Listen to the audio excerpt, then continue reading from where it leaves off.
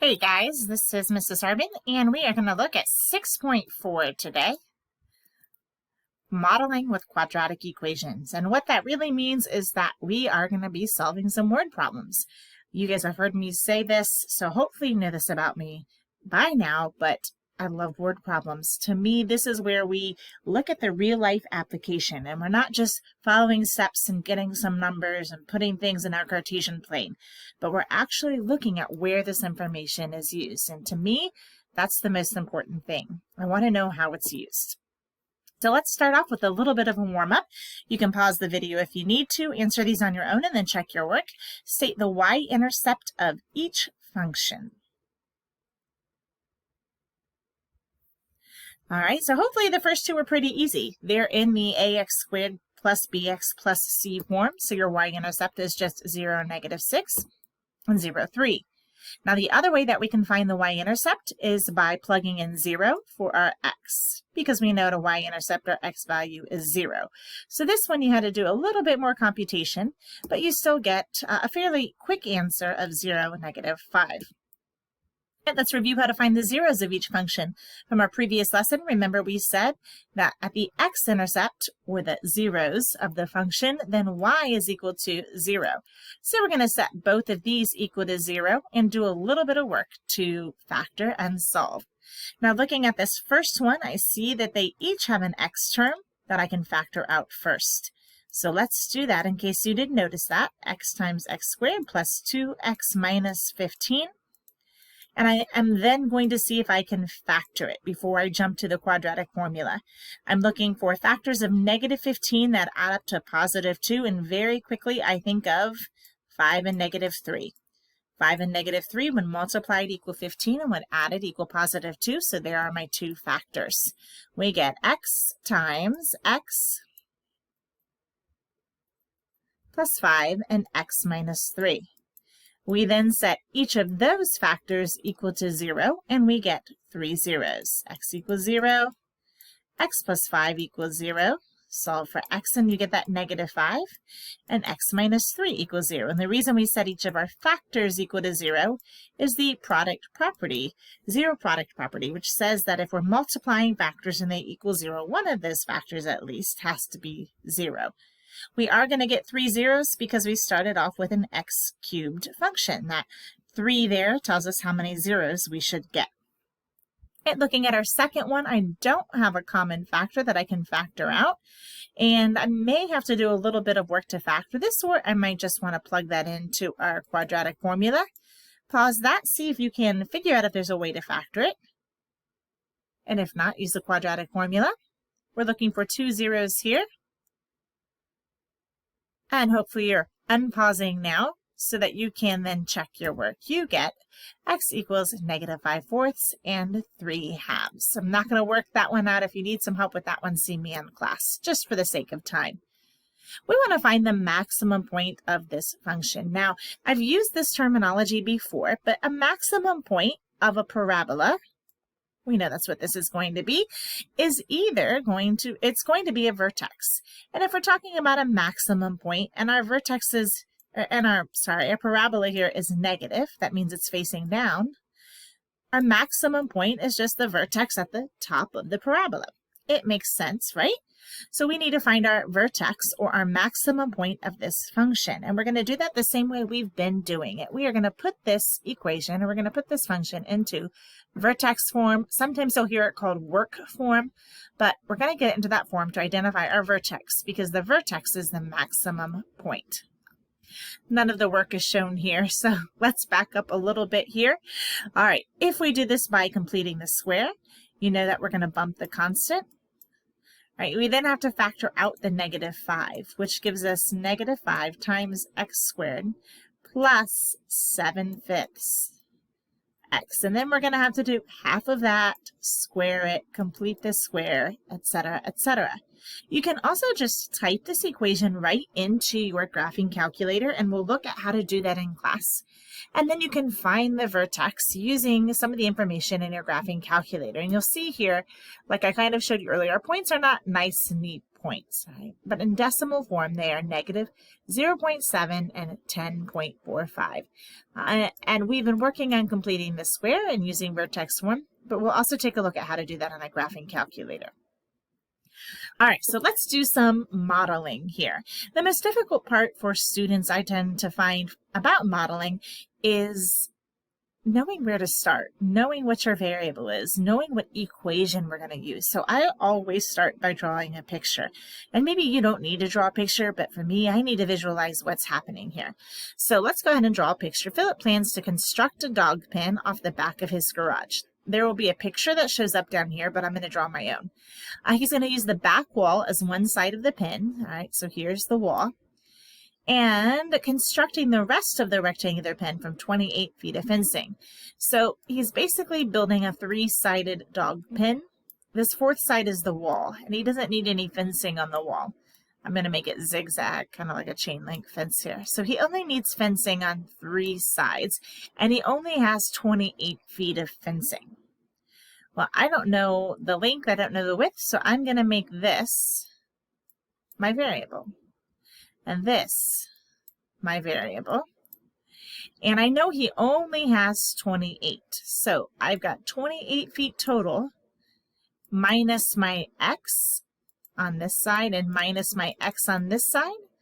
So this little expression, 28 minus x, or 28 minus 2x, represents what I have left for my long side. Now my picture may not be accurate when we find out the actual numbers. It doesn't really matter. We're just creating a visual to help us assign a variable here. So I've got x, and 28 minus 2x. All right, so here's the picture that's going to pop up down below. Whoops, sorry. X, and 28 minus 2x. I don't really need that x there, and I'm going to explain why in a second, but I like to label everything. We want to determine the maximum area of the pen and its corresponding dimensions. Well, this maximum is kind of like our maximum point on the parabola. We are going to use a parabola. We're going to use the quadratic formula and find the vertex or the maximum to find the maximum area. So let's go on here and take a look at this picture again. All right, we want to find the maximum area. And we know that area is length times width, or in this case, 28 minus 2x times x. That is going to be our area of this fenced-in area, fenced-in dog pen, I think is what it was. When we distribute, we get the area of, or a is a function of x, and that's 28x minus 2x squared. Our area depends on x. That's why we have this a as a function of x. Depending on how long our sides are determines the area. So that's why it's a function of x. And now you should be able to see, oh, we've got a quadratic. If we were to graph this, we get negative 2x squared plus 28x. So this is a downward facing parabola. And we are trying to find the maximum point. Okay, here is our width, or this part, and our area is a function of that. So we want to know what's the exact number here that will give us the maximum amount of area. All right, so we've got our formula, 28x minus 2x squared. Rewrite that in negative 2x squared plus 28x. And in order to find the vertex, we could complete the square, or we can just use this formula that I mentioned a couple of lessons ago, h equals negative b to a. If you remember, h and k are our vertex in that vertex form. H represents the x coordinate for our vertex, and k represents the y coordinate. Well, we want to know just the x coordinate of our vertex, because that's what we're going to plug in here. So we really just need to solve for h.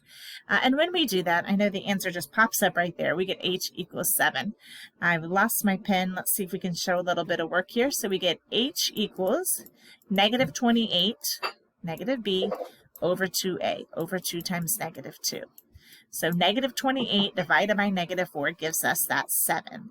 So this coordinate right here is 7. Now we want to find the area. And area is just a function of x. So we're going to plug that 7 in, that h, which is just our x-intercept, or our x point, back into the formula. A of x is the same as our k. It's our y value, or the y coordinate here. So let's see if we can show a little bit of work here off to the side. I know it doesn't show up right away. So we're going to take a of 7 equals -2 times 7 squared plus 28 times 7. And when you simplify that, that's where your 98 comes from, your k value. So our vertex of this parabola is 7, 98. That's our maximum point. And since a over here is our y value, area is our y value, that tells us our maximum area is 98 feet squared. And we get that by making our shorter sides here 7 feet wide. And we can make then our longer side, we figure out what's left, and that's 14 feet long.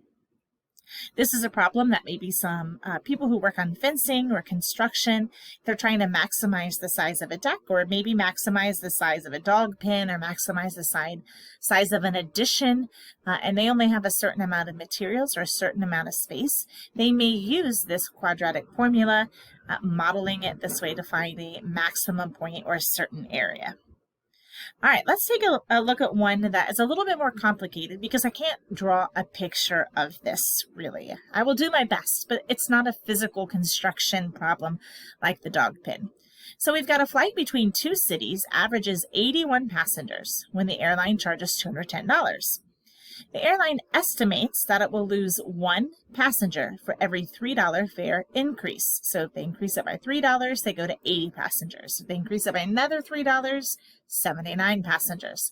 We want to know the maximum revenue generated by this flight and how much the airline should charge to achieve this revenue. So what's the most we can charge and lose the least amount of customers? Essentially is what we're asking. Let's set up some expressions to represent what we know. All right, we're going to let x be the number of $3 increases, whether we increase it 1 time, 2 times, 3 times. Based on that, we know that the final price per passenger will be the initial $210 plus 3 times however many times they increase it. If they increase it 1 time, then it'll just be $213. They increase it 2 times, it's in $216. So this will be the price per passenger. Remember, though, that we're also going to lose passengers for every increase. So we're going to start with 81 passengers, but every time we increase, we're going to lose passengers. Our final equation here, then, we will multiply the number of passengers that we lose by the price per passenger. When you multiply that, you get this lovely quadratic equation, -3x squared plus 33x plus 17,010. Yes, I read that backwards because I wanted it in ABC order. All right, so taking this equation, -3x squared plus 33x plus 17,010, again, we're going to look at, we're trying to find that vertex, just the x value. So x and h are the same. H is your x coordinate for your vertex. So we're going to plug in -33 over 2 times -3. And when we do, we get an h value of 5.5. We're then going to plug in that 5.5 to find our k value. Remember, our k value is just the y coordinate of the vertex. And when we plug in that 5.5, we get $17,100.75. That answers our question that the maximum revenue of $17,100.75 is achieved with 5.5 increases of $3. That would make our corresponding ticket price $226.50. Again, if we were graphing this, all right, we're looking for this point here, where this represents the number of price increases, that was our x, and this represents our revenue, that was our y value. Remember, x, our vertex is represented by h and k. It's just your x coordinate and your y coordinate for your vertex. All right, guys, we are going to have to talk about these scatter plots in class because I am running out of time. So we will take a look at some scatter plots and again, take a look at our graphing calculators in class together.